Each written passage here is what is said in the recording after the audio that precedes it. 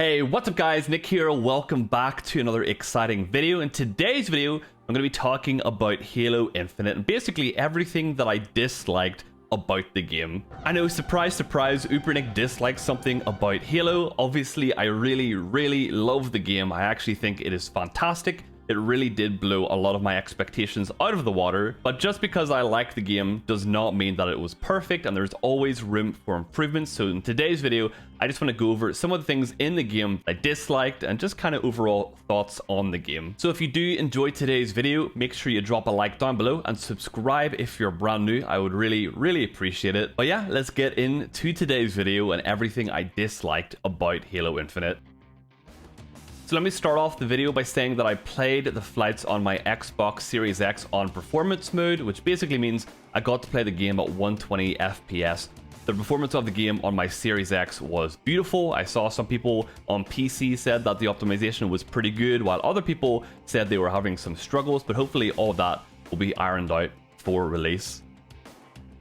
A lot of people said they really enjoyed the aiming in the game. It was hard, but you know, they kind of liked the feeling of getting a kill because it was a bit of a struggle. While other people said they were straight up struggling to enjoy the game because they couldn't even aim their weapons properly.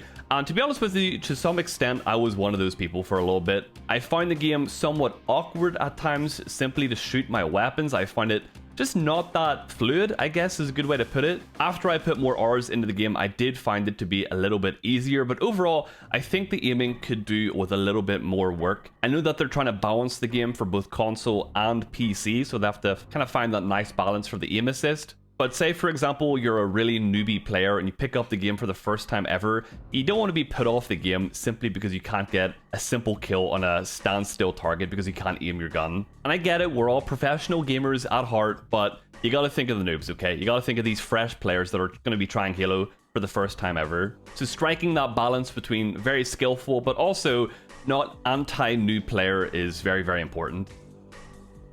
The Commando is a weapon that I thought I would absolutely dislike. The opposite, I really enjoy the Commando. I do think it is a little bit inconsistent though. Whenever you fire your weapon and hold it down, there is bloom that comes into effect, and I absolutely cannot stand bloom. So I don't know if they're going to get rid of bloom because people are complaining about it or what's going to happen, but bloom in Halo is just not that much fun to me.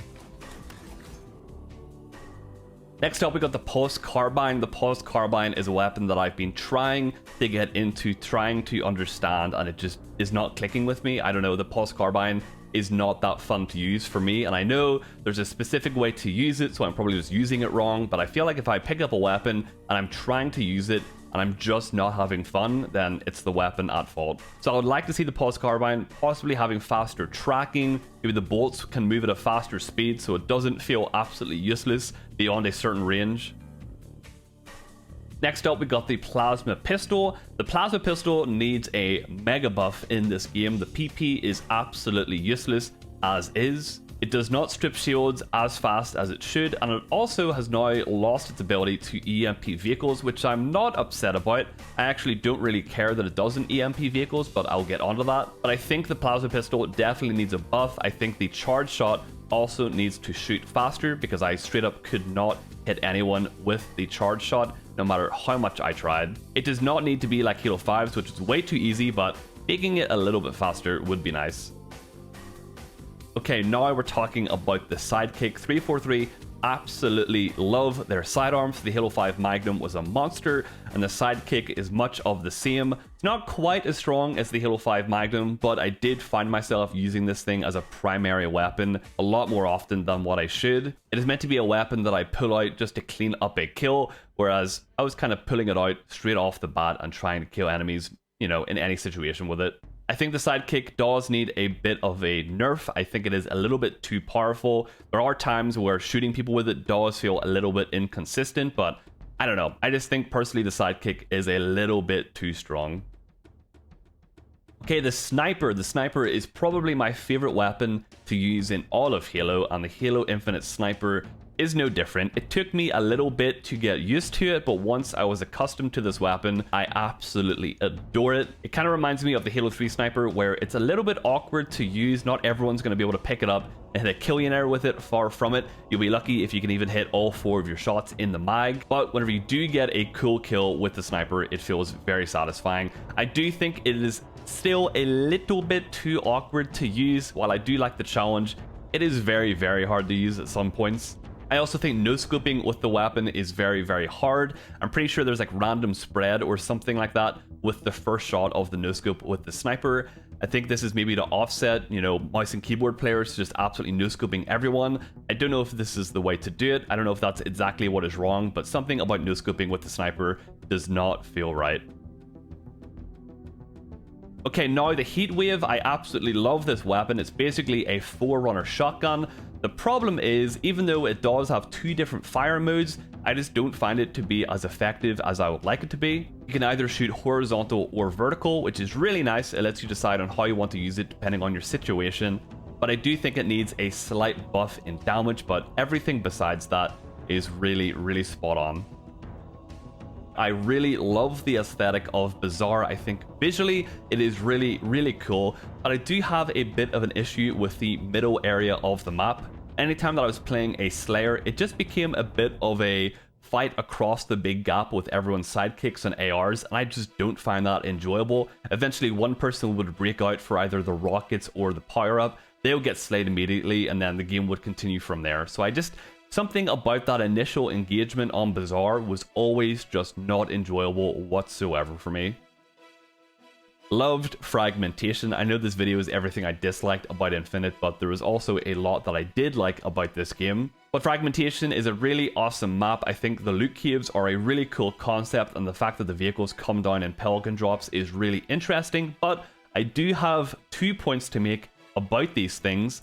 I think the loot caves were a little bit disappointing. I feel like they could have better loot. Maybe if there was weapon variations or something in the game, they could store them in the loot cave so that if you get in there, you get a more powerful sniper or a battle rifle or something like that. Something basically to give me more drive to try and get in there instead of just another sniper or a hammer. And I feel like the way the vehicles come in, while visually very cool, I just don't think it plays that well. There was many occasions where I finally got my hands on a Scorpion for literally 10 seconds and then the game ended. So I think the vehicles need to either come in faster or maybe in at a different rate. So randomly, maybe you could start off the game with a Scorpion and then a Warthog at the end or something like that. I don't know, but I feel like the way the vehicles come in does need to be readjusted. And just one final note about the maps. I do think there is a great list of them currently. I just want to see more variation in the maps, hopefully heading into the final game. Obviously, we have not seen anywhere near the final list of the maps, so I want like a Covenant one, I want a Banished map, I want just lots of variety instead of just more UNSC facilities, so we'll see how that goes. Before I get too far into today's video, I just want to mention today's sponsor, Keeps. Keeps is a subscription service that is focused on helping men stop and slow down male pattern baldness. They offer online consultations with actual doctors as well as automated shipping every single month. The reason why I actually decided to take this sponsor is one of my friends in real life is unfortunately starting to suffer from male pattern baldness, and it really does affect him pretty mentally. You know, every time we speak, he kind of brings it up. So whenever Keeps reached out to me, it made me think there's a lot of people out there that are probably the same as my friend who are very mentally affected by their male pattern baldness. Did you know that 2 out of 3 men will suffer from male pattern baldness by the age of 35? The best thing you can do to prevent hair loss is doing something while you still have some left. Keep service takes anywhere between 4 to 6 months before you'll start seeing any noticeable change. Here are some before and after shots to really show you guys the effect that Keep service can potentially have on you. Of course, consulting with the doctors available is something that everyone has to go through to make sure that the service is something that will work for you. So if there are any of you out there who are starting to feel the effects of male pattern baldness, Keeps might just be the service for you. So if you're ready to take action and prevent hair loss, go to keeps.com/UberNick or click the link at the top of the description to get 50% off your first order. That's keeps.com/UberNick. Thank you once again to Keeps for sponsoring today's video. Okay, so the Mongoose and the Warthog are both great.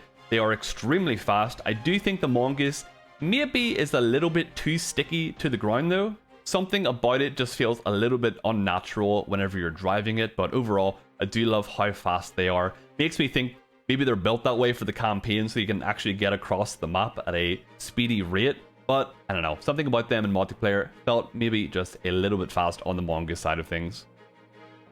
Now the Ghost. The Ghost is a vehicle that I used quite a lot, simply because I thought it was very, very overpowered. The cannons on the Ghost absolutely shredded enemies. It was very hard to take on in a 1v1 if you're the player fighting against the Ghost. I felt like it was basically a losing battle every single time. And I get it, if you're fighting a Ghost, you're already at a disadvantage. But in previous Halo games, I thought I maybe at least had some hope, but in Infinite, there was just no chance. Now the Banshee is a very strange vehicle in Halo Infinite. It's basically the only vehicle that I really disliked using completely. I didn't really have an issue with all the others, but the Banshee is one that I did not enjoy. Whenever I think of a Banshee in Halo, I think of a floating, fluid, very aerodynamic vehicle that can do these amazing flips and very, very stylish in the air, whereas the Banshee in Infinite felt very not that. I know it's meant to be banished inspired, but I don't think the Banshee should lose its style points just because it's banished. It needs to be a little bit more fluid whenever it's in the air. It needs to be a little bit more smooth in general. Something about it just did not do it for me. So the Banshee needs to be changed up whenever it comes to the movement side of things, as well as the cannon on it just didn't seem to be that powerful for what you would expect from a Banshee. Now the drop shield is where I have a bit of issue with the equipment. It just does not seem to be that comfortable. It feels like the uncomfortable person at the family reunion. It does not fit in with the rest of the crowd. Everyone has their role and fits it quite well, whereas the drop wall just doesn't know what it wants to be, I guess. It's not a bubble shield, it's not a drop shield from Halo 3. It does not know where it wants to kind of sit. You can throw it down, but it comes out kind of slow. You can shoot through it, but enemies can't shoot through back at you, but they can delete panels one by shooting them.